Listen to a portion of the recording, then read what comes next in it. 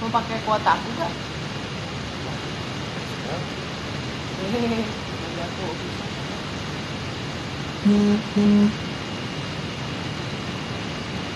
Trial ketiga.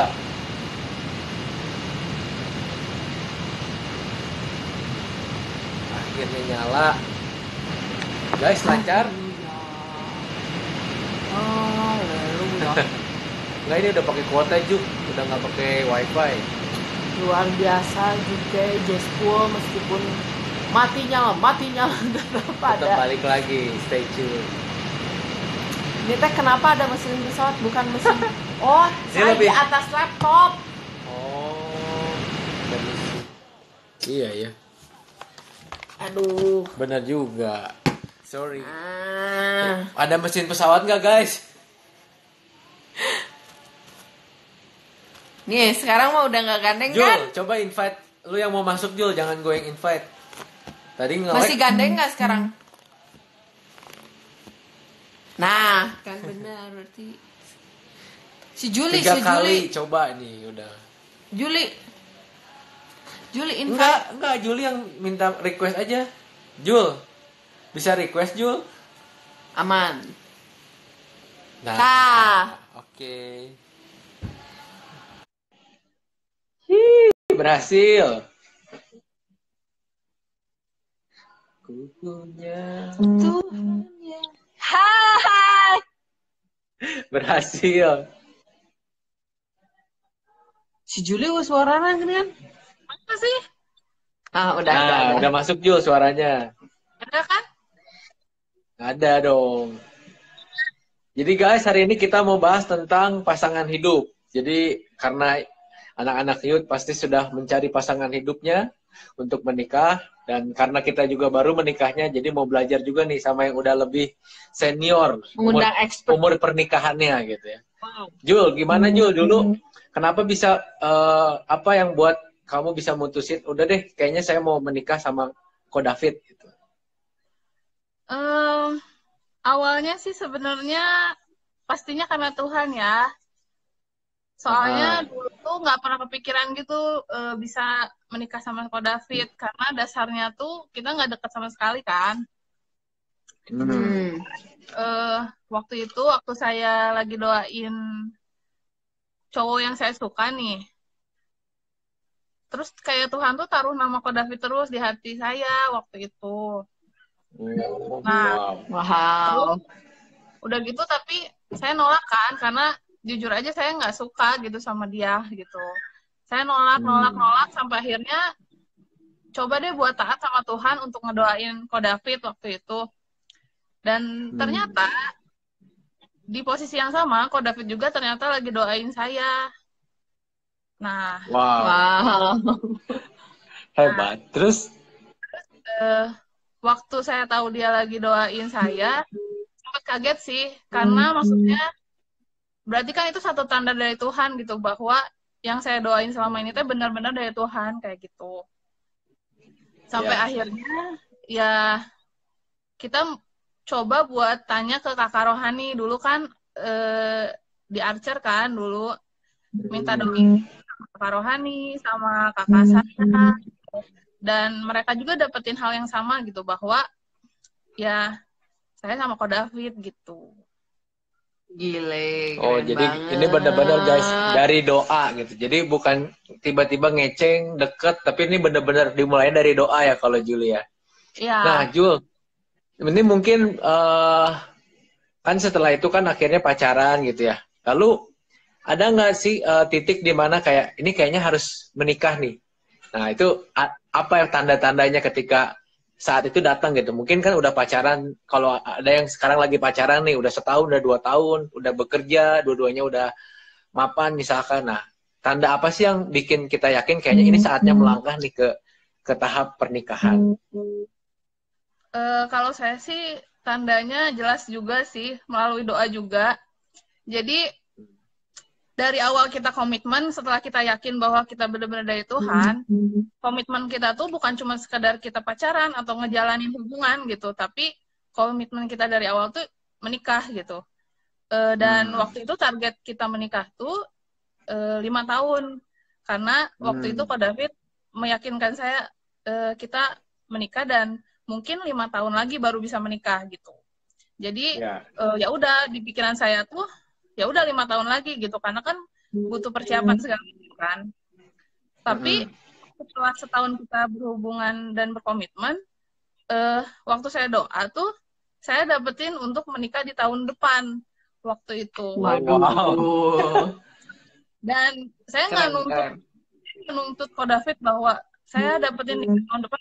Saya keep sendiri waktu itu, saya doain sendiri. Sampai akhirnya dia sendiri juga ngedapetin hal yang sama. Tahun depan. Tapi waktu kita tahu kita dapetin hal yang sama, ya kita juga tetap doain dan puasa atas keputusan ini. Karena kan takutnya bukan dari Tuhan, takutnya emang kepingin kita aja gitu kan. Sampai akhirnya kita ditemukan sama baik lagi sama orang-orang sekitar yang Tuhan pakai untuk meneguhkan hati kita. Jadi waktu itu kenapa kita mutusin menikah pun semuanya dari Tuhan, semua dari doa, dari puasa, dan jujur aja waktu mutusin nikah kita juga nggak punya biaya sama sekali gitu untuk menikah gitu. Yang kita dapetin cuman kita menikah di tahun depan gitu, dan kita doain itu sih gitu. Jadi dapat dari Tuhan menikah di tahun depan, sebenarnya juga yang kita tahu semua biaya pernikahan kan mahal ya. Tapi tetap melangkah karena sama-sama dapat jawaban doa. Nah, ini juga nih pertanyaan pasti semua orang yang mau melangkah ke pernikahan. Apa sih tantangan mempersiapkan pernikahan, dan juga banyak orang tuh yang stres mempersiapkan bukan hanya pernikahan ya, tapi wedding day yang hanya 1 hari itu yang kadang bikin semua orang tuh takut untuk menikah. Nah, kan tadi Juli bilang kita belum ada biayanya dan lain sebagainya, tapi karena jawaban doa berani melangkah. Nah, apa sih sebenarnya tantangan terbesar masuk ke dalam pernikahan dan mempersiapkan hari wedding itu? Sebenarnya tantangannya lebih ke mental aja sih. Karena kan kita nggak tahu ke depannya akan terjadi apa di pernikahan kita. Karena pasti ada hal-hal yang nggak sesuai harapan kita gitu. Tapi makanya kita lebih nyiapin mental sama kedewasaan diri sih untuk menghadapi situasi-situasi yang mungkin nantinya nggak sesuai ekspektasi kita gitu. Karena kan kalau harapan tuh bisa, aduh pengen nikahnya di sini, di sana, yang dekorasinya yang begini begitu. Tapi kalau kita nggak fokus ke situ sih, kita fokusnya ya udah yang penting kita bisa sah di gereja dan kita bisa sah secara negara, dan pesta sehari itu kayak cuman sekedar ya kita mengumpulkan, karena kan kalau pernikahan dari 2 buah keluarga gitu kan ya. Pesta itu sebagai sarana kita untuk saling mempertemukan keluarga dan teman-teman kita gitu aja sih. Jadi fokusnya bukan di pernikahannya, cuman kita lebih fokusnya karena kan pernikahan kehidupan tuh setelah pernikahannya itu yang harus kita benar-benar bangun kan. Jadi tantangannya lebih ke mental sama kedewasaan aja sih untuk menghadapi situasi yang mungkin nggak sesuai ekspektasi kita gitu. Jadi benar ya, jangan orang fokusnya itu mempersiapkan hanya hari pestanya aja ya, karena itu hanya berlangsung 1 hari kan. Banyak yang datang ke pernikahan kita pun kadang besoknya udah lupa makan apa aja, dekorasinya kayak apa. Tapi yang penting itu kan hari setelah wedding day tersebut. Bener ya Jul ya? Oke, thank you Jul udah gabung sama kita. Nanti stay tune terus ya, bantu jawab-jawab pertanyaan dari teman-teman juga. God bless you. God bless. Bye Juli. Bye. Gimana? Gimana nih? Oke, jadi udah ada pertanyaan nih kayaknya. Kalau dari kamu, Say, kenapa kau yakin menikah sama aku? Aduh, kenapa ya? Ya itu sih sama sebenarnya mirip-mirip sama Juli tadi sebenarnya ya. Keyakinan dari Tuhan sih yang membuat saya yakin gitu menikah gitu sebenarnya. Apalagi kan cewek gitu ya. Terus udah gitu, aduh nanti bener nggak ini saya dinikahin sama orang? Kalau ternyata disiksa gimana kan gitu kan pertanyaannya. Terus nanti kalau misalnya hidupnya jadi menderita banget sampai gimana-gimana banget gimana gitu kan. Tapi ya satu kuncinya gitu supaya kita yakin dalam pernikahan ya memang harus dapat keyakinan dari Tuhan. Kalau saya sih nyalain question katanya. Gimana sih caranya? Nggak tahu. Nggak tahu caranya, Hok. Terus? Kalau saya sih waktu itu kayak memang berdoa gitu sama Tuhan. Jadi waktu pertama kali mau pacaran kayak minta tanda gitu sama Tuhan. Terus udah gitu waktu mau lamaran minta tanda, waktu mau menikah juga minta tanda gitu. Jadi salah satunya tuh waktu itu mau ngelamar kan sebelumnya ngomong ke papa mama kan. Tapi karena kita tradisi orang timur, jadinya tuh dia nggak boleh gitu langsung propose langsung. Jadinya dia tuh ngomong dulu sama saya, kalau misalnya lamaran tahun depan kamu siap gak? Ngomongnya kayak gitu. Terus udah gitu, ya akhirnya kita sama-sama doa. Waktu itu kita ke rumah doa Betel bareng sih. Terus doa, Tuhan kalau misalnya emang Tuhan pengen kita lamaran tahun depan, tolong dong kasihin tanda gitu. Soalnya kan kita financially juga banyak banget, bener banget sih yang Juli tadi bilang, kayak banyak banget gitu yang harus dipersiapkan untuk pernikahan, apalagi terkait dengan keuangan gitu. Dan tiba-tiba 2 minggu setelah itu kita dapat motor gitu kan. Jadi ya hal-hal seperti itu yang membuat yakin gitu, oh Tuhan teh memang benar-benar mempersiapkan kita kayak gitu sih. Ya, jadi kapan saat menikah ya itu ketika aku udah yakin. Tapi sebelumnya sih sebenarnya yang paling penting itu kita tahu ketika Adam dikasih Hawa sama Tuhan itu, ketika Adam tuh memiliki satu tugas tanggung jawab yang udah fix gitu ya, itu dia punya tugas untuk merawat Taman Eden, memberi nama hewan binatang. Nah, ketika dia sedang sibuknya, sedang lagi produktifnya, baru Tuhan bilang kamu harus dapat penolong yang sepadan. Jadi menurut saya juga teman-teman tuh yang pertama harus tahu kira-kira hidup tuh mau arahnya kemana, bener ya. Jadi kayak udah tahu dulu nih kita hidup mau jadi apa, baru nanti akan ditemukan pasangan yang akan mendukung visi hidup kita itu. Misalkan teman-teman mau jadi polisi, ya pasti harus dapat calon pasangan yang mau punya suami polisi seperti itu ya. Atau teman-teman punya cita-cita jadi travel agent yang keliling dunia kerjaannya gitu. Tapi harus punya calon pasangan juga yang berarti menerima hal itu kan. Jadi harus tahu dulu hidupnya mau ngapain, jangan sampai nanti nggak tahu mau ngapain terus punya pasangan jadi hidupnya berubah lagi, belok-belok ngikutin pasangan. Nah itu yang jangan. Jadi sebisa mungkin kita udah nemuin dulu nih panggilan dari Tuhannya apa gitu. Terus yang paling penting sih kayaknya yang saya rasain tuh kalau waktu saya seumur youth ya, maksudnya masih galau-galau kayak gitu, sebenarnya yang paling penting bagi anak muda tuh untuk menemukan dirinya sendiri sih, jati dirinya dulu sendiri. Kalau saya yakin gitu, ketika Tuhan tuh akan mempersiapkan kita, mempertemukan dengan pasangan kita tuh ketika kita benar-benar udah whole terhadap diri kita sendiri. Kita bukan malah seneng ketika ada cowok, misalnya kalau yang cewek, kalau enggak ada cewek, kalau enggak ada cewek berarti kita nggak akan seneng gitu hidupnya. Tapi ya bersyukur, menikmati, benar-benar whole gitu terhadap hidup yang kamu punya. Nah ketika kamu ready, baru Tuhan tuh bakalan kasih kamu pasangan hidup kayak gitu sih. Jadi jangan sampai kita cari pasangan itu karena kesepian atau karena pengen cepet-cepet keluar dari rumah orang tua, jangan. Tapi kita harus benar-benar bisa utuh dulu sebagai pribadi, dipenuhi oleh Kristus, baru kita cocok untuk cari pasangan. Karena kalau enggak, ya kita hanya menuntut dari pasangan gitu, menuntut untuk dipenuhi oleh pasangan, yang itu salah banget. Jadi kita aja udah married tuh harus saling mengampuni, saling bukan menuntut tapi memberi malahan ya, memberi yang kita bisa, memberikan yang terbaik, bukan malah nuntut kamu harus begini, itu malah bikin ribut kadang-kadang. Nah ini dari Rebecca, tolong doakan ya Ci supaya aku mendapat pasangan hidup yang dekat dengan Tuhan. Amin. Itu juga dari 2 Korintus 6 ayat 14 ya. Jadi kita harus dapat pasangan itu yang seiman. Kenapa? Karena firman Tuhan bilang terang dan gelap nggak bisa bersatu. Gimana caranya kita kalau beda keyakinan, beda kepercayaan, gimana caranya kita bisa sama-sama. Nah, ini dari Mika mau nanya ke Ci Jovi. Apa tuh? Ci Jovi, apa yang bikin Cici mikir benar-benar udah siap dan udah matang menuju ke pernikahan?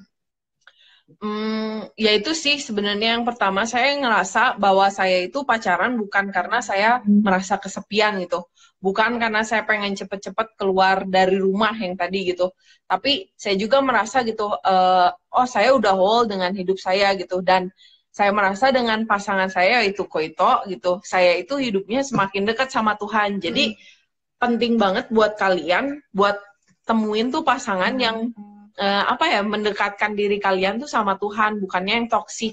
Sering banget toxic. gitu, gue tuh ngedenger dari anak-anak muda gitu, atau enggak dari yang mana yang lagi pacaran tuh malah toksik, pacaran tuh malah bikin hidup kalian tuh makin gak sehat gitu, makin jauh dari keluarga. Ya jangan seperti itu.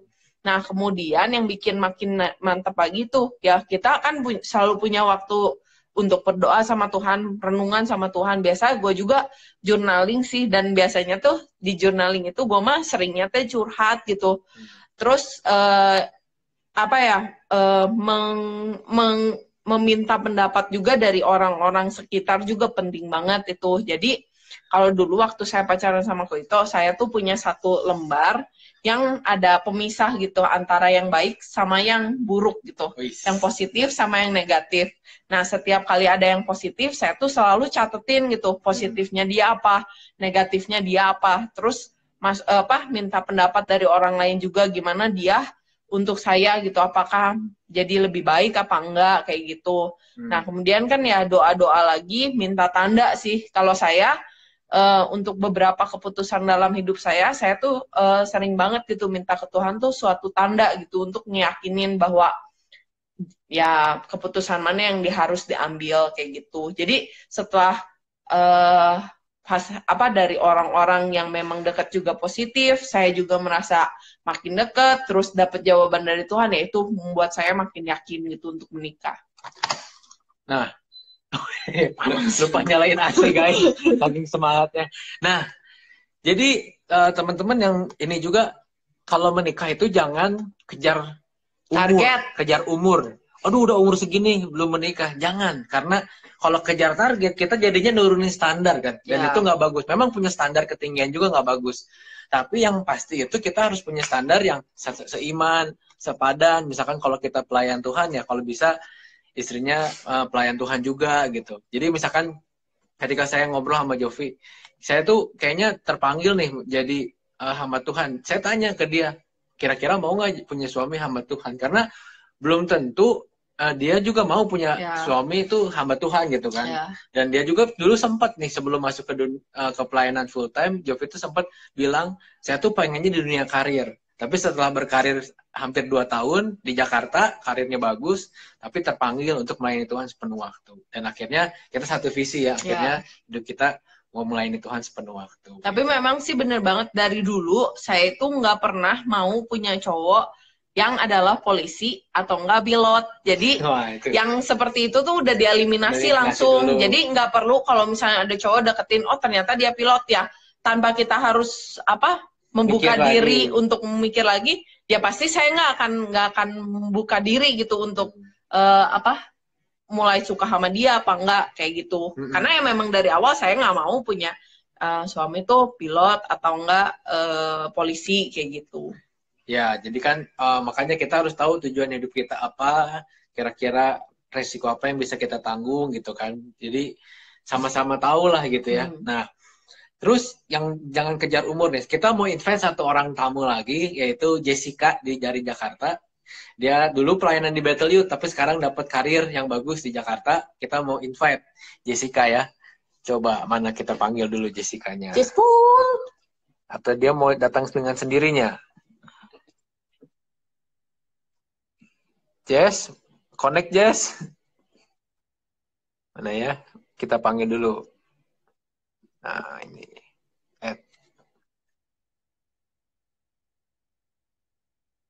Sedang menunggu. Penting gak buat kita cewek bikin standar? Standar diri katanya. Standar diri, maksudnya standar untuk cowok, mau cowok apa gitu ya? Ya, mungkin itu kali ya. Kalau saya sih sebenarnya sih standar yang paling, bukan standar ya, tapi kriteria juga harus ada lah menurut saya, misalnya. Tapi yang, hai Jess, hai, ini jawab dulu apa? Nah, jawab dulu aja. Maksudnya penting gak sih kita cewek bikin standar mau jodohnya yang kayak gimana dari nikah? Kita jawab dulu.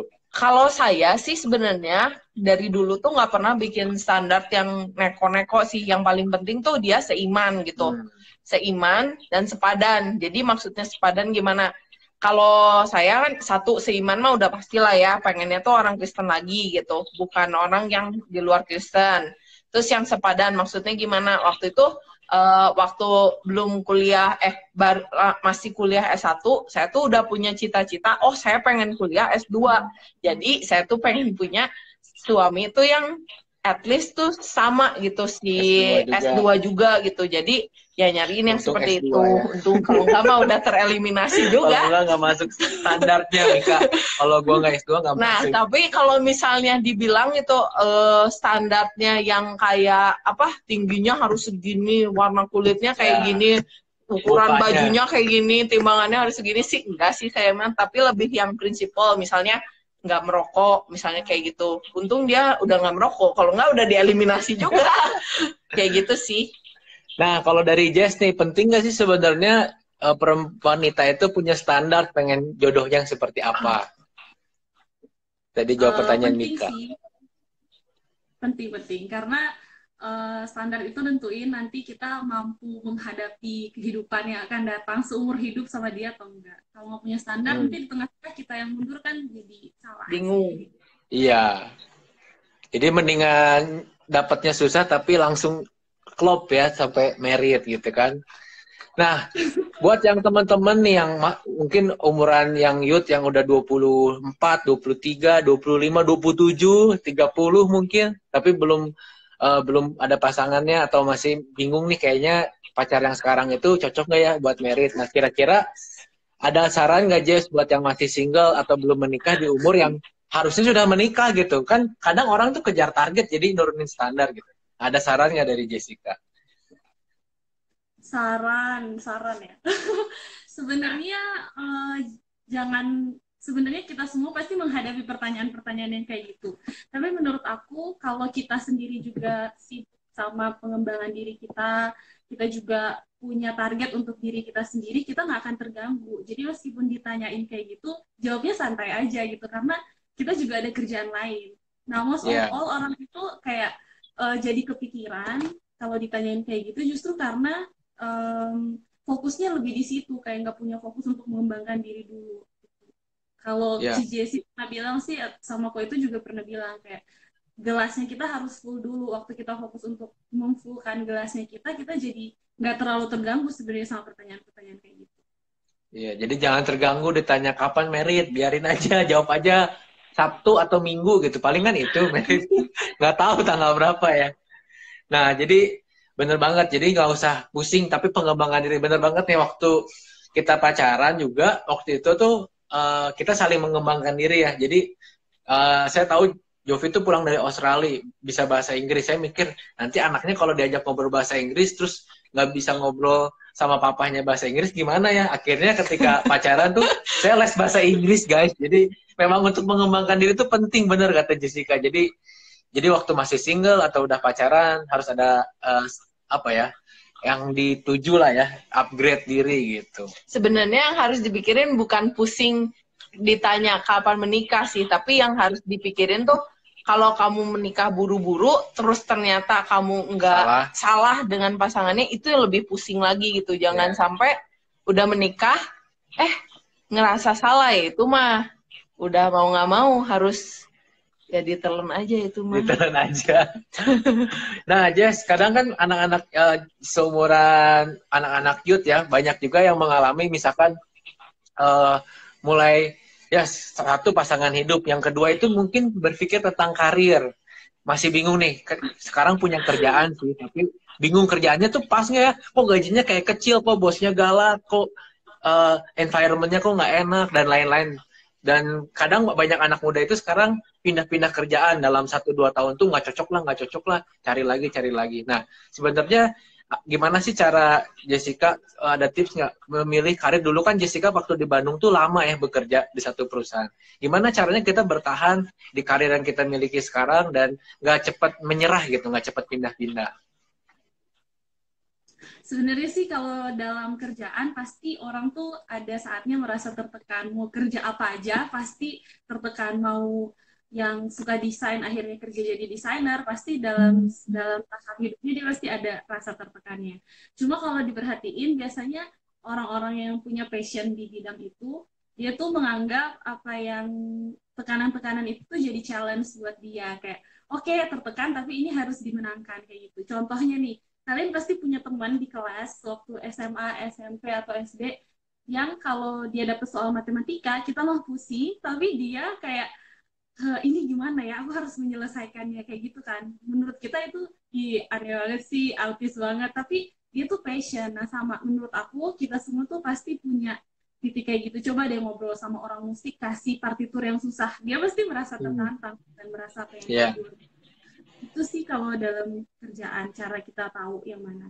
Soal pertanyaan tadi, kenapa orang pindah-pindah, sebenarnya nggak apa-apa pindah-pindah itu, karena kita carikan mana yang paling sesuai sama kita. Tapi sebelum kita pindah, pastikan kita udah dapet jawaban dulu nih di perusahaan. Misalnya aku di perusahaan A. Di A ini cocok nggak cocoknya tuh kita udah bener-bener punya kesimpulan yang bulat kalau aku nggak cocok. Jangan sampai pas kita pindah, kita balik lagi ke perusahaan sejenis A gitu. Kayak gitu sih. Iya. Bagus juga. Nah, ini ada pertanyaan nih dari Mika. Ci, setuju nggak sama moto jadi cewek tuh jangan ketinggian, nanti yang mau deketin pada minder? Dari Jess dulu deh, coba jawab pertanyaannya Mika. Aku balik bertanya aja sih, kamu mau nggak dapet cowok yang Di bawah. di bawah? Iya. Di bawah. Jadi kalau misalnya tergantung sih, kalau misalnya Cila kan cari cowok yang nyambung ya kalau ngobrolnya. Kalau misalnya kamu ngobrolnya udah nggak nyambung, masa kamu mau sih kayak gitu sih? Bener juga ya. Jadi kita itu ya pasti pengen yang terbaik dari Tuhan lah ya. Jadi bagus punya standar gitu. Tapi ya kita harus standarnya yang sepadan gitu kan. Makanya tadi kalau kita lulusan S1 jangan pengen punya yang pasangan S3 atau SD ya. Jadi nggak nyambung juga gitu kan. Harus yang sepadan. Ini kayaknya ada fansnya Jessica nih, Raffi. Temen Jessica kayaknya. Itu teman kantor. Teman kantor luar biasa. Aku mau nanya, adanya nanya apa tuh? Boleh, Raffi boleh nanya. Ini Kak atau Kak kali ya, Kak Raffi.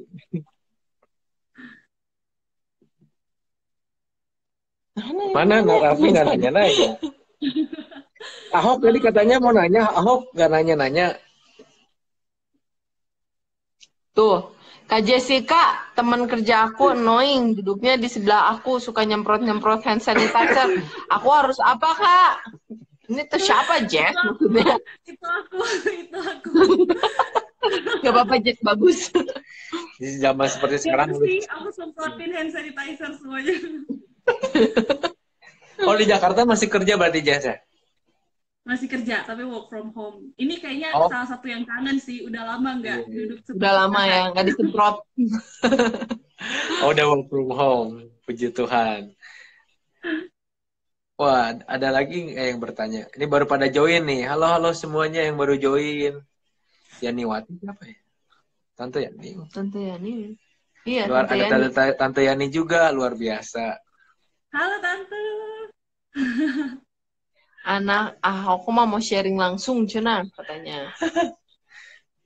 Nah, mungkin kita mau bahas ini nih. Kan kadang ketika mau menikah tuh butuh kesiapan finansial ya. Makanya ketika kita sebelum menikah itu penting untuk mikirkan juga masalah finansial gitu, karir juga. Cuman terkadang ya mau dipikir sampai kapan juga kayaknya nggak akan cukup gitu ya. Benar tadi Julie sharing, dia bilang dapat dari Tuhan 1 tahun ke depan dan akhirnya melangkah tapi dicukupkan gitu kan. Tapi yang pasti itu kita harus tahu dulu.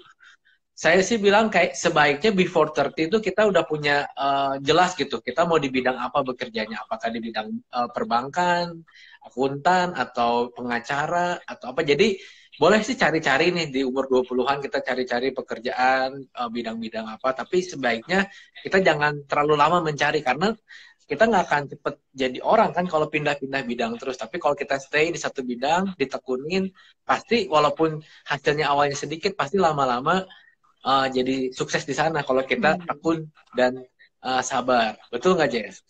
Betul banget. Bener sih, tadi saya tuh pernah dengar sharingnya siapa? Yang dulu sama Anis tuh. Anies Baswedan. Prabowo, Sandiaga Uno. Sandiaga Uno. Waktu itu tuh dia pernah sharing kayak di radio gitu. Nah, bener sih salah satu kuncinya gitu buat anak milenial ya khususnya kalau kerja itu tuh harus sesuai dengan passionnya yang tadi Jess bilang. Tapi yang menarik hati saya, dia tuh bilangnya gini, anak milenial itu harusnya kerja sampai tuntas. Betul. Sering banget anak milenial itu tuh kerjanya tuh nggak tuntas. Jadi baru kayak 1 bulan, kerja, kayaknya gue mau bosen dah, pindah lagi. Kayaknya bosen dah, pindah lagi. Kayak gitu, ya jangan kayak gitu juga gitu. Karena kan kalau dilihat tuh, kamu tuh kerja nggak pernah tuntas gitu. Jadi kalau misalnya kamu merasa passionnya memang di sana, ya kerjain dengan sepenuh hati dan sampai tuntas. Jangan sedikit-dikit pindah, ya udahlah bosen gitu. Karena kecenderungan anak-anak sekarang tuh ya nggak tuntas itu gitu. Betul. Nah, kalau dari Jess gimana dari Jess? Bener sih kata Ci Jovi tadi. Jadi yang aku bilang tadi, kalau aku memutuskan untuk pindah akhirnya ke Jakarta karena aku juga merasa di situ aku udah tuntas dan udah nggak bisa berkembang lagi gitu. Jadi kalau misalnya kalian masih merasa masih banyak yang perlu dipelajari, pelajarilah itu sampai benar-benar selesai. Jadi pas pindah kita nggak mulai dari nol. Jadi kita mulai dari nol kita keluar. Betul banget. Jadi kalau misalnya mau pindah kerja tuh sampai bisa naikin gaji gitu ya, naikin posisi baru pindah gitu. Kalau enggak, ya buat apa gitu ya, balik lagi ke staff lagi. Jangan pindah kerja karena dipecat guys, karena kita nggak perform. Jangan. Gitu kan. Iya benar. Nah jadi ya kadang tapi ada yang bahaya juga nih.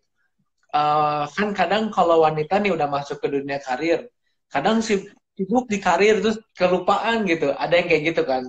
Mungkin Jovi bisa cerita dulu waktu di Jakarta lingkungan kerjanya gimana yang wanita atau yang pria. Kan kadang ya kan ada yang bilang nih, bener nggak sih kalau wanita karir itu menikahnya jadi telat gitu? Kalau saya waktu itu memang cita-cita saya dari dulu tuh sebelum saya memang dipanggil dan masuk dalam dunia pelayanan itu jadi wanita karir. Jadi dari awal mungkin semester kedua kuliah saya tuh udah tahu gitu saya pengen kerja di sini di perusahaan ini selama 2 tahun. Saya tuh udah tahu gitu. Jadi setelah dari itu saya akan pindah ke perusahaan lain ya cari karir lain kayak gitu.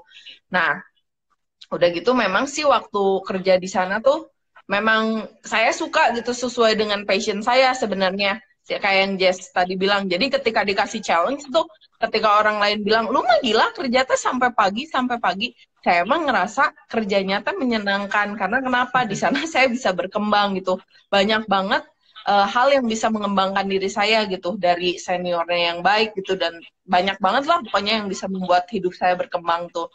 Tapi waktu itu saya keluarnya itu bukan gara-gara nggak tuntas, tapi lebih kayak terpanggil untuk bantu di gereja dan juga perusahaan ini udah nggak sejalan dengan value-nya saya karena waktu itu dia pro terhadap LGBT. Waktu itu saya ngerasa kayaknya, aduh ini nggak damai sejahtera banget. Saya bekerja di perusahaan yang pro terhadap LGBT, sedangkan value dalam diri saya tuh nggak pro terhadap LGBT gitu. Nah, tapi di sana tuh yang saya lihat memang sih banyak sekali wanita-wanita yang lupa gitu terhadap hidupnya gitu. Jadi banyak sekali cewek-cewek tuh yang belum menikah sampai umur 40. Kalau cowok cenderungan udah menikah semua gitu. Semakin lebih gampang gitu. Saya juga nggak ngerti sih kenapa, tapi memang kecenderungannya seperti itu. Jadi ketika masuk kalau udah tua gitu ya bisa jadi nggak lama gitu menikahnya kayak gitu sih. Tadi penting juga ya nyimpang sedikit untuk milih value perusahaan gitu ya.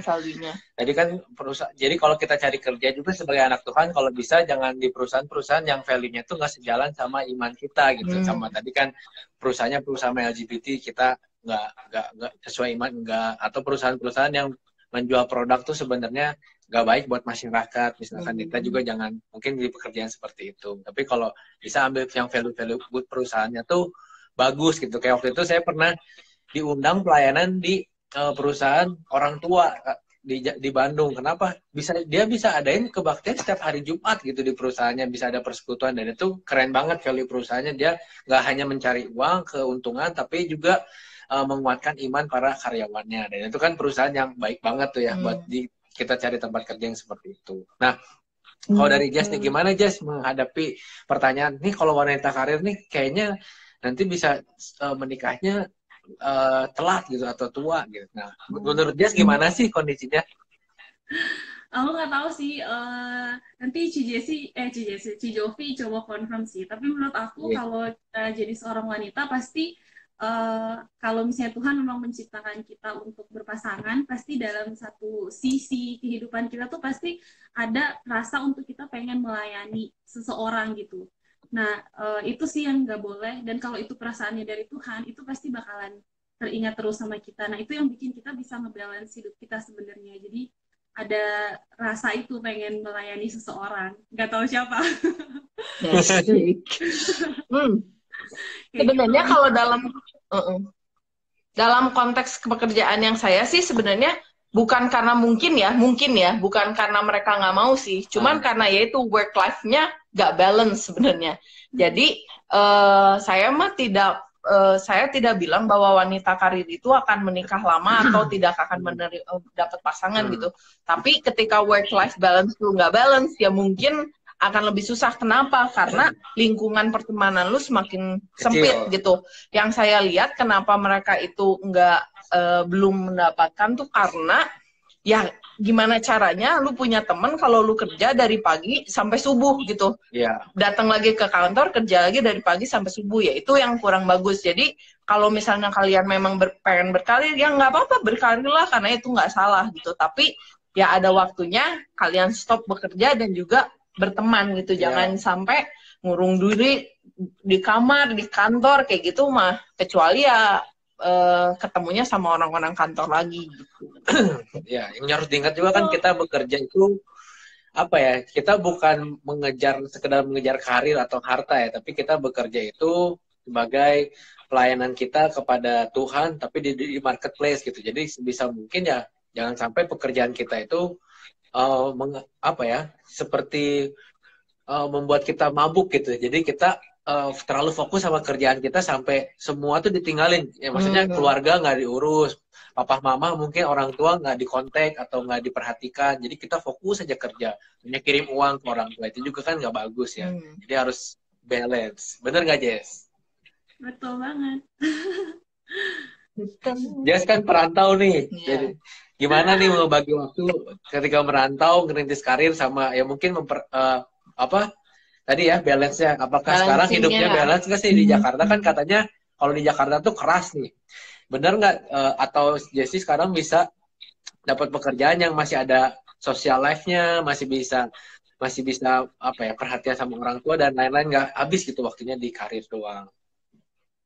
Sebenarnya sih pekerjaan apapun yang nentuin itu ada social life atau enggaknya itu sebenarnya diri kita sendiri sih. Kapan mau kerjaannya sesantai apapun, tapi kalau misalnya kita juga nggak bisa bagi waktu kita untuk nggak aware kalau diri kita juga butuh social life, itu akan terjadi pekerjaan yang ngambil seluruh waktu kita sih.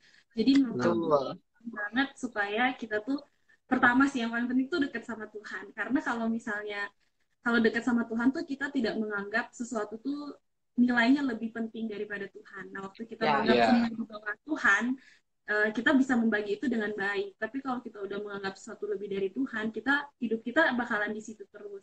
Nah, contohnya nih kalau misalnya work life-nya kenapa bisa balance, karena kalau aku tetap prioritasin Tuhan, dan itu berarti aku harus punya komunitas juga di gereja dan komunitas Kristen juga di kantor kayak gitu. Nah, itu yang membuat aku masih bisa punya social life, karena buat aku itu penting. Karena nilai-nilai value Kristen itu sih.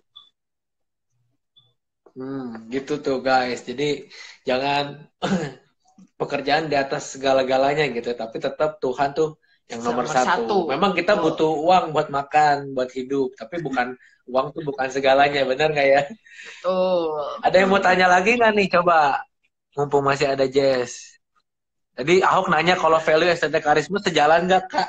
Waduh, gimana ini Ahok? Aduh, visi misinya lupa. Wah, kalau SNT Karisma ya pasti sejalan lah. Halo Welly yang baru gabung. Ada juga siapa ini tadi? Ivan. Ada MK baru masuk lagi. Yodo, katanya mati lampu di komplek. Waduh, pakai kuota nih si Yodo. Internet juga nggak jalan soalnya. Kenapa dimatiin ya? Nggak, dikecilin haridang. Oh, Kalau dari aku sih, kok yang paling penting kan kita lagi bahas-bahas soal nentuin bidang yang cocok gitu kan. Kayaknya agak susah ya, anak muda untuk tahu bidang dia yang cocok apa. Nah, menurut aku sih yang paling penting kita yang pertama doa supaya Tuhan tempatin orang-orang yang tepat sih di Betul. hidup kita. Karena kalau kita oke tapi tidak ada orang-orang yang tepat, sebenarnya kita nggak juga bisa lebih cepat.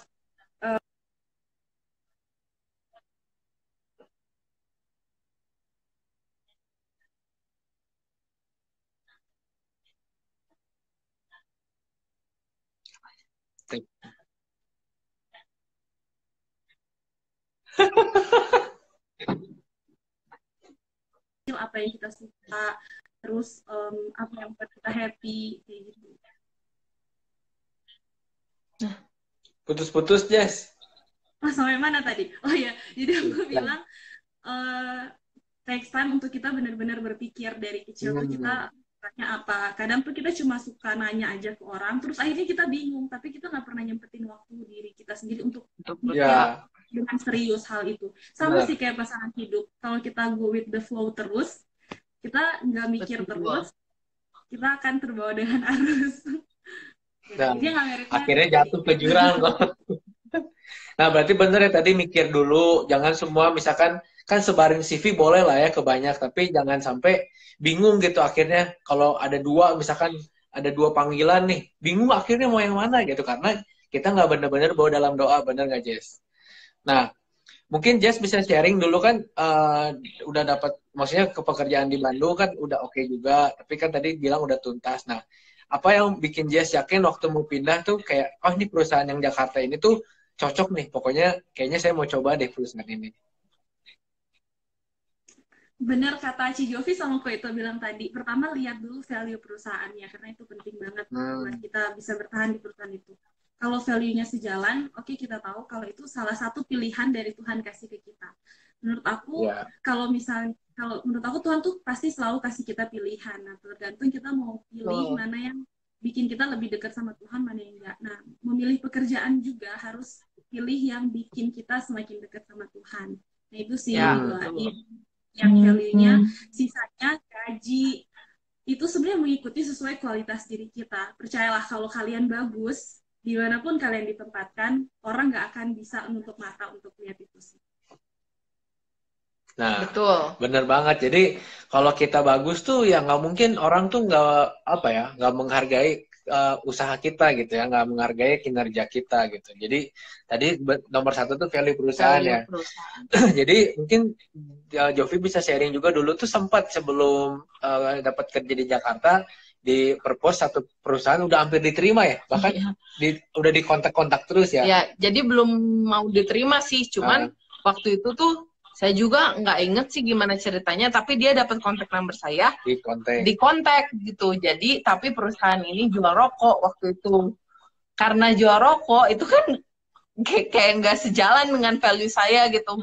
Mengembangkan suatu perusahaan yang membuat orang lain tuh semakin, kesehatannya semakin menurun gitu. Tapi memang benar sekali gitu, gajinya tuh luar biasa gitu, bombastis gitu untuk saya yang baru Bombastis. Baru fresh graduate waktu itu. Terus udah lagi udah mah gajinya oke, terus dia mau nungguin saya gitu. Jadi saya bilang kan, aduh saya belum graduation, aduh saya belum ini kan alasan-alasan gitu ya. Tapi ternyata dia bilang, nggak apa-apa kamu nanti aja kalau misalnya emang udah mau datang ke sini nggak apa-apa kita tungguin, ngomongnya kayak gitu. Ini mati ya? Enggak. Oh enggak. Terus udah gitu masih mau ditungguin, terus udah gitu saya udah tolak juga, dibilang udah kamu main aja dulu ke kantornya, lihat dulu kayak gitu. Tapi ya itu sih benar karena value-nya tuh nggak sejalan, dan itu sih yang paling penting, ketika value-nya nggak sejalan sama value kamu tuh ya kamu juga akan susah gitu waktu bekerja di sana gitu. Dan yang Jess tadi ngomong juga bener banget sih. Cari perusahaan yang bisa membuat kamu tuh makin dekat sama Tuhan. Yang gue ngerasa di perusahaan gue yang lama tuh tidak mempersalahkan perusahaan gue gitu. Karena banyak sekali hal-hal yang gue bisa dapat gitu. Tapi memang work life-nya tuh nggak balance sehingga saya juga nggak punya komunitas yang baik di sana karena kan nggak mayoritasnya bukan orang Kristen. Kemudian karena waktu kerjanya juga agak lumayan heboh gitu, sehingga waktu pelayanan saya juga sangat berkurang gitu karena udah weekend tuh saya udah capek banget gitu karena sepanjang weekdays kerjanya tuh gila-gilaan gitu. Jadi benar banget sih yang kata Jas tadi bilang, value-nya harus bagus. Terus yang mendekatkan diri sama Tuhan, sama ya itu yang ketiga sih gaji mah bakalan ngikutin sesuai dengan kualitas kita. Kalau kita kualitasnya jelek ya, you get what you deserve lah istilahnya mah gitu. Nah, sama mungkin penting juga untuk tahu kayaknya kelebihan apa sih yang kita punya gitu, potensi apa yang kita punya. Mungkin nggak ada salahnya kalau kita mau juga tes MBTI, tes IQ dan lain sebagainya, itu juga ngebantu kita ngambil keputusan. Ya, selain kita bawa juga dalam doa. So kalau yang itu nanti jangan lupa ikut Alive ya, karena di Alive itu akan ada 1-2 sesi tentang itu gitu. Jadi anak-anak muda tuh biar nggak bingung nih kita jalan Karisma hadir. Jalan hidupnya kemana? Wah, STT Karisma hadir nih, luar biasa. Tadi di sisi lain hadir karena STT Karisma hadir. Oke, ada lagi nggak Jess yang mau disampaikan buat anak-anak youth di Bandung? Jess kapan pulang? Bukan pulang lagi, main ke sini main. Dia udah main. Tunggu semua ini selesai corona. Ya, kalau semua ini selesai kita ketemu nyata real. Satu sih quote terakhir yang mau aku sampaikan, kadang tuh karena kita mengikuti apa yang bikin kita enjoy, jadi kita pikir itu adalah passion kita, tapi kita harus be careful. Bukan hanya apa yang bikin kita happy, tapi kita juga harus cari apa yang bikin kita fulfill. Nah, kalau misalnya kita cuma cari apa yang bikin kita happy, itu pasti ada titik stopnya kita berhenti karena udah bosan gitu. Tapi kalau apa yang bikin kita fulfill, itu berarti apa yang Tuhan ciptakan kita untuk kita lakukan gitu sih. Mantap. Thank you Jess sudah bergabung di kelas kita hari ini. Sehat-sehat di Jakarta. Salam buat Mami. God bless you. Bye-bye. God bless. Gimana? The end. The end mah semuanya. Salah ya. Nah udah. Nah, jadi benar tadi Jess sudah bilang yang penting bikin kita fulfill, bukan hanya happy. Itu benar banget. Jadi apa sih yang bikin kita fulfill? Yang pasti kita hidupnya tuh jadi berkat, jadi dampak buat banyak orang. Saya pernah cerita sama Jovi dulu gini. Dulu saya sempat punya satu bisnis yang oke banget gajinya. Tapi waktu itu tuh saya tuh ulang tahun ya. Pas ulang tahun, saya bilang, yang ngucapin ulang tahunnya sedikit nih. Karena waktu itu ya saya hidup. Bentar dulu, sedikitnya cuman papahnya sama gua. Sedikit itu. Ya, adalah teman-teman yang lain. Gitu. Adalah satu. Enggak. Terus kan saya bilang, saya emang hidup tuh kayak buat diri saya doang gitu. Cari duit buat saya terus aja. Nah, sampai pada akhirnya waktu itu tuh saya terpanggil sama Tuhan untuk pilih 2 jalan. Jadi ada 2 tawaran penting waktu itu tuh. Satu di perusahaan dunia marketing, dijadiin trainer di sana sejauh barat, itu juga cita-cita juga sih. Yang kedua panggilan jadi pelayan Tuhan full time sama jadi dosen di STT Karisma. Nah, bingung sih sebenarnya awalnya karena pikir gajinya gede yang di sana gitu kan kita hidup butuh uang ya guys, masih muda lagi. Nah tapi saya pikir lebih fulfill yang mana gitu. Ternyata ketika saya merenungkan, berdoa, tanya Tuhan, tanya teman-teman juga, ternyata benar ketika saya bisa di pelayanan full time, juga jadi dosen, ketika saya berhasil mendidik 1 anak aja di Karisma misalkan, atau 1 anak youth aja, ketika dia jadi orang, berapa banyak sih orang yang diberkati sama hidup mereka. Misalkan 1 anak Karisma pulang ke daerahnya, jadi gembala, punya 20 jemaat, berarti 20 keluarga bisa kena berkat dari hidup saya melalui anak yang saya dosenin itu, atau yang anak saya ajar, atau anak muda yang saya bimbing. Jadi akhirnya ya pekerjaan ini lebih fulfill gitu. Dan benar, walaupun ya mungkin pendapatannya nggak sebesar waktu saya bisnis, tapi ya itu saya merasanya waktu saya ulang tahun, banyak banget nih yang ngasih ucapan, berarti saya merasa hidup saya udah Makin menjadi jadi berkat, jadi dampak. Jadi cari pekerjaan pun begitu guys. Jadi jangan cuman buat diri kita sendiri, tapi gimana sih caranya kita bisa bisa blessing jadi other. berkat di perusahaan, bisa jadi berkat di dimanapun kita berada gitu. Yes. Nah, tadi kalau untuk masalah pasangan hidup, tips dari Julie juga, yang pertama kalau mau mulai hubungan tuh doain dulu, jangan langsung tembak, siapa tahu kena. Jangan main-main tembak-tembak, emang main dart, itu emang main panah. Doa dulu, Tuhan bener nggak ya dia, Tuhan beri tanda, Tuhan tandanya apa kalau dia bener-bener dari Tuhan. Jovi dulu berdoa sebelum jadian sama saya juga berdoa. Julie juga berdoa sebelum jadian sama Ko David, dan Ko David juga berdoa. Dan akhirnya mereka sekarang sudah menikah dan bahagia, dan kita puji Tuhan sekarang baru menikah berapa lama ya kita menikah ya? 1 bulan. Ya masih seumur itu, tapi ya kita belum bahagia. seumur jagung. Kita bahagia. Terus di karantina lagi sekarang nggak bisa kemana-mana, ya udah enjoy life aja bersama keluarga besar semua, menikmati kebaikan Tuhan. Terus setelah didoain, jangan terburu-buru, karena pacaran itu bukan pertandingan, guys. Jadi ingat, santai aja. Yeah. Santai aja, ini bukan pertandingan. Bener, jangan buru-buru ya. Jadi, yang maksudnya tadi kan ada dua aspek nih ya. Ada yang udah terlalu telat gitu ya. Kerja terus, yaitu jangan lupa bersosialisasi, cari komunitas, ikut komsel, ikut gereja. Nah, tapi yang kedua juga, yang sekarang masih umurnya di bawah 30, jangan terlalu, aduh gimana ya, saya belum punya pasangan.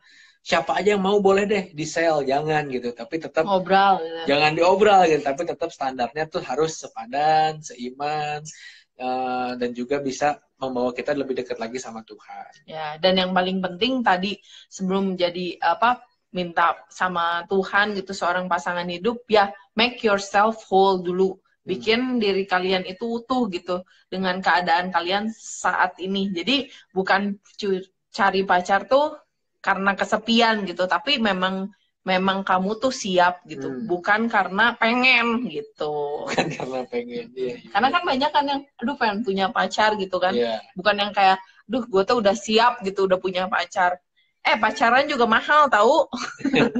Ya, dan juga jangan pacaran tuh cuman buat apa ya, gengsi doang gitu, gaya-gayaan agar nggak jomblo lagi, nggak dihina temen atau nggak ditanya orang tua, jangan. Tapi pacaran dalam anak Tuhan ya, kalau mau pacaran tuh satu, pacaran itu menuju pernikahan. Betul. Jadi semua pacaran yang teman-teman mau jalanin sekarang atau yang sedang jalanin, pastikan itu menuju ke pernikahan. Betul. Makanya kapan saatnya ya? Tadi saatnya ketika kita pastinya sudah tahu jalan hidup kita mau kemana. Kapan? Biasanya sih setelah beres kuliah ya. Tapi ada juga orang yang waktu dari kuliah tuh udah tahu hidupnya mau kemana, mau ngapain. Ya boleh juga punya pacar pas kuliah. Tapi kalau dari SMA, dari SMP kayaknya agak kelamaan. Kenapa? Karena ya kita kalau pacaran dari SMP, yakin nggak kita 10 tahun lagi pacaran 10 tahun gitu terus menikah sama orang yang sama, itu agak kecil gitu rasionya. Memang ada sih beberapa. Saya punya teman ya dulu satu geng di SMP, ada 7 orang.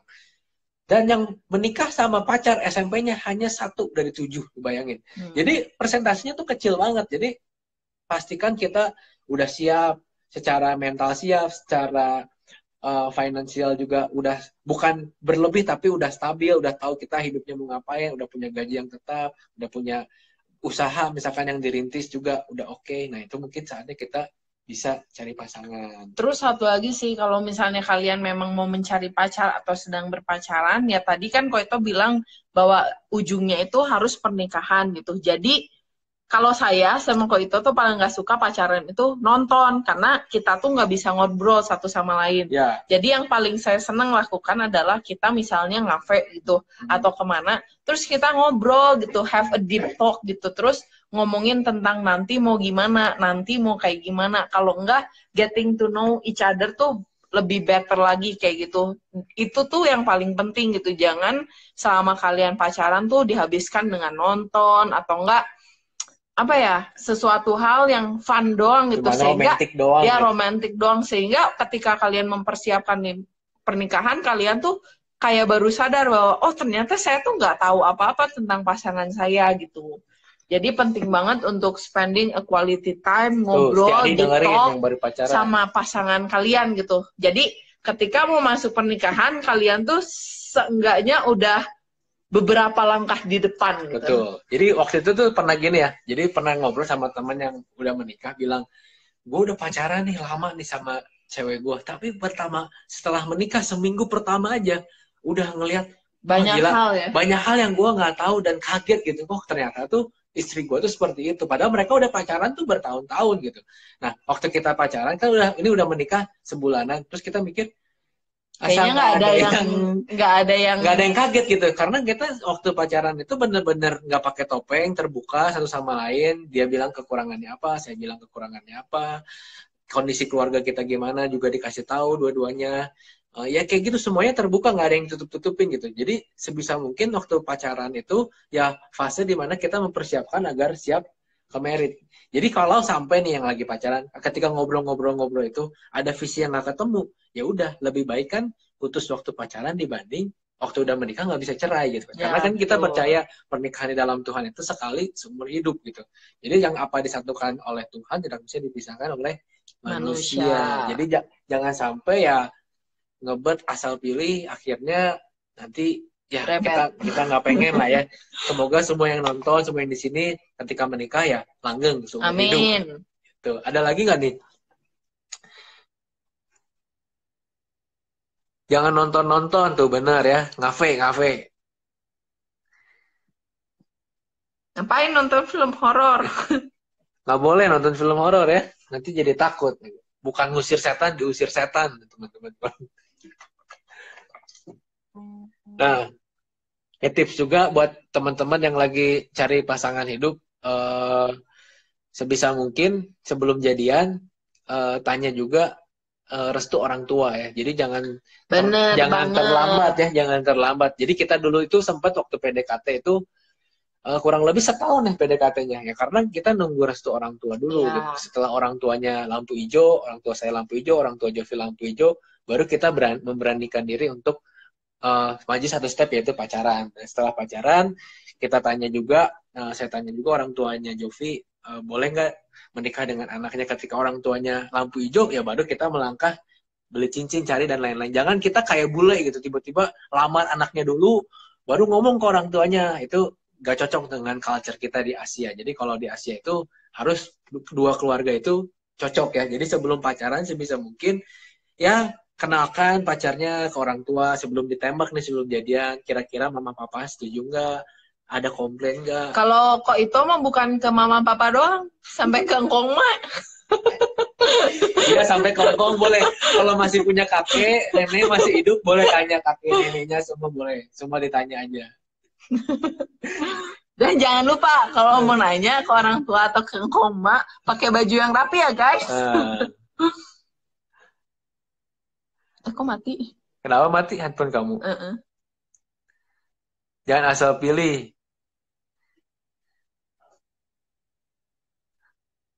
Restu is everything. Waduh. Siapa itu yang ngomong? Jadi kayaknya ini nih, curhat. Jadi mau join live, udah tinggal 2 menit lagi tapi. Jadi Seti udah dapet restu katanya tuh, Andre nanya. Udahlah, kalau nggak dia nggak mungkin pacaran, gitu kan? Ya Seti ya, jempol dong. Udah dong, aku mah mantap.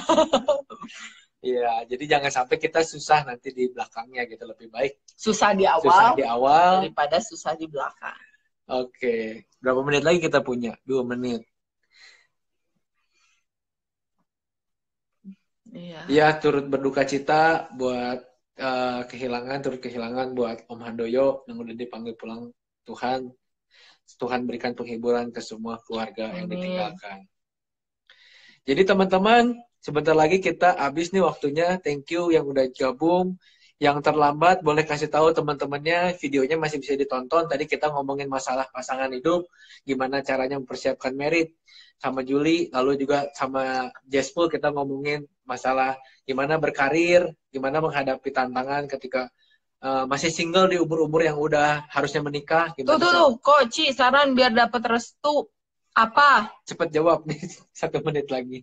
Ya kamu jawab biar dapat restu. Nah, biar dapat restu itu yang penting ya kita apa adanya, datang ke rumahnya sopan, minta izin kalau mau ngajak pergi tuh jangan nungguin di depan pintu pagar doang, tapi turun.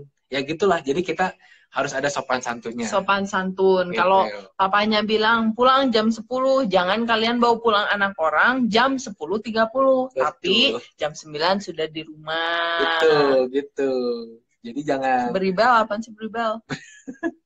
10, 9, 8, ya ampun. Nanti kita kalau mau ada part 2 request guys, nanti kita adain. Tapi kalau enggak ya udah kita